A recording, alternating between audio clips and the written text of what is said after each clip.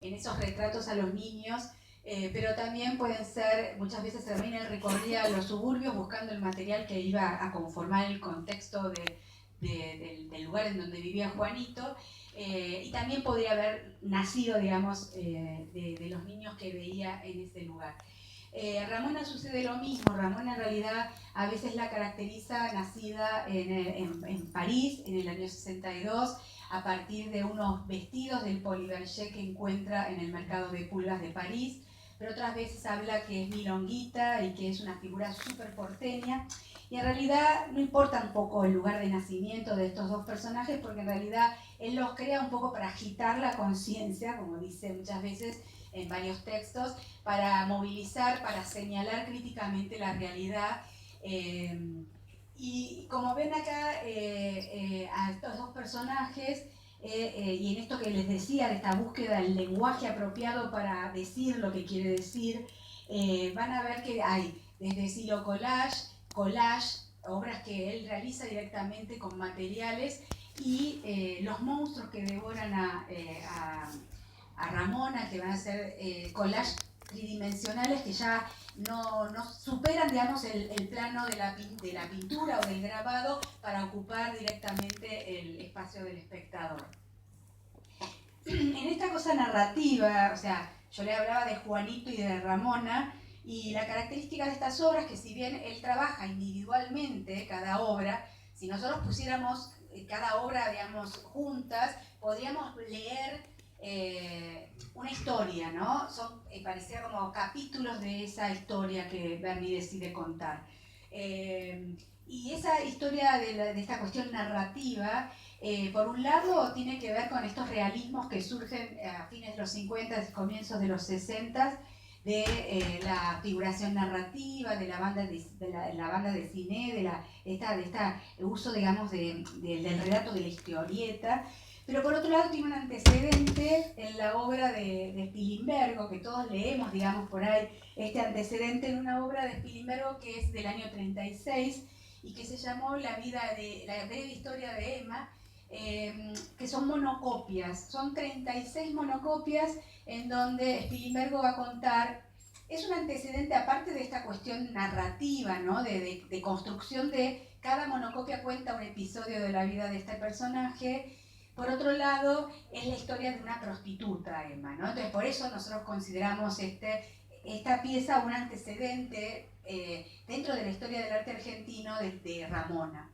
Sobre todo porque además Berni y Spilimbergo eran muy amigos y evidentemente también Berni tenía un conocimiento de este personaje. Este es interesante también porque Spilimbergo construye esta historia aparentemente a partir de una historia que se encuentra en el archivo de Spilimbergo, que es una historia policial que cuenta que Emma Scarpino, una prostituta, se suicida. Y entonces, a partir de esa historia, Spilimbergo va a hacer un trabajo de investigación, bocetos, aparte de los bocetos, escrituras, hace un guión para contar esta historia, ¿no? Pero la visión que tiene Spilimbergo en la década del 30, indefectiblemente la prostituta muere, o por las enfermedades, por la explotación, o por el suicidio, ¿no? O sea, la degradación y la muerte. O sea, indefectiblemente, y si bien Berni cuando habla de Ramón habla de milonguita, si uno lee la letra del tango, milonguita, también, o sea, está esa cuestión de, en general, o el cuestionamiento moral, o por otro lado, o sea, la desintegración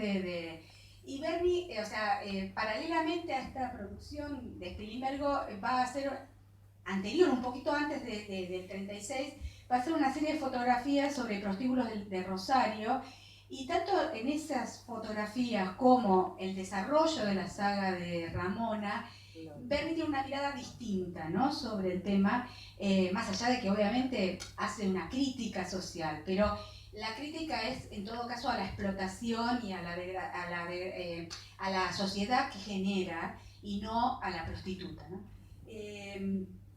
Entonces, bueno, esta es una serie de monocopias de Spilimbergo para que vean un poco esa Mono cuestión copia es un grabado narrativa que y lo destruye generalmente Emma al final de esta Monocopia, una secuencia de sola copia. monocopias No, no muestra el rostro y termina el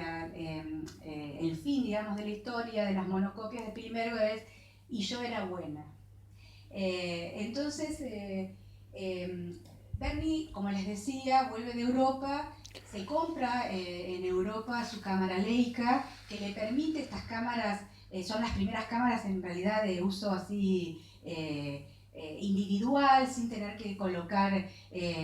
toda la parafernalia que se colocaba en estas otras cámaras. Y Bernie va a empezar a recorrer, como les decía, el Rosario en este momento de crisis. En ese momento, Rodolfo Puigros, el sociólogo e historiador,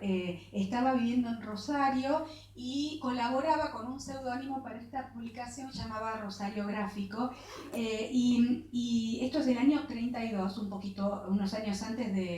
del planteo de Pilimbergo. Y él va a hacer un artículo que necesitaba ilustrar. Como era amigo de Bernie y sabía que Bernie contaba con una cámara, le pide si puede ilustrar, digamos, necesita ilustrar este artículo que iba a salir sobre el tema de los prostíbulos en Rosario y no sabía cómo hacer porque pensaba que, bueno, eran lugares oscuros y Bernie le dice, bueno, que había en la calle Pichincha de Rosario, hago un paréntesis, ustedes saben que la prostitución en el país estuvo reglamentada desde el año 1874 hasta 1932 en Rosario y hasta el año 34 en el resto del país. Esta reglamentación lo que hacía era concentrar en una calle, en el caso de Rosario, en la calle Pichincha, los prostíbulos existentes y eso generaba un control del Estado, o sea, policial por un lado, sanitario, las prostitutas tenían un carnet para poder trabajar. El tema es que esa regulación, digamos, no evitó el tema de la trata o sea, la trata de personas o los prostíbulos por fuera, digamos, de la esfera del control del Estado. Con lo cual, en esos años empieza todo un debate de prohibir la prostitución, abolirla, habían como distintas posiciones, y finalmente en el 32 en Rosario y en el 34 en el resto del país se prohíbe. Y este artículo, la tesitura, digamos, de este artículo, del texto de este artículo, es en contra de los prostíbulos y en realidad en contra del Estado burgués que se explota, digamos, a las personas. Puigros en ese momento estaba afiliado al Partido Comunista, con lo cual su postura es en defensa del proletariado. Entonces, por un lado dice, los obreros gastan sus dineros en los burdeles, las mujeres son explotadas tanto en la fábrica como en el lugar de trabajo, en las grandes casas de las grandes señoras o en los prostíbulos. Entonces, en esa tesitura va el artículo. Y las fotografías de Bernie, que son fotografías tomadas en los prostíbulos que tenían, sobre todo estos grandes patios, que permitían una iluminación, porque piensen que para el contenido de un artículo de estas características, obviamente que no iban a entrar con la cámara en las manos visiblemente. Entonces, muchísimas de estas fotografías Bernie las toma colocando la cámara por debajo de la mesa o colocando un sombrero por delante de la cámara. En muchos casos, él capta situaciones así en el momento de preparación previo, digamos, a la noche. Él cuenta en sus recuerdos que habían burdeles que tenían grandes patios y había mesas en donde por ahí se podía almorzar, entonces por ahí se podía captar el momento de preparación, ¿no? Entonces el registro de Bernie, que si bien él dice que no es fotógrafo y que en general lo usa como si fuese un apunte a la fotografía, yo en esta muestra rescato toda esta producción porque más allá de lo documental, como comentábamos ayer con muchos de ustedes, para mí tienen un valor estético, más allá de lo documental, por el tema de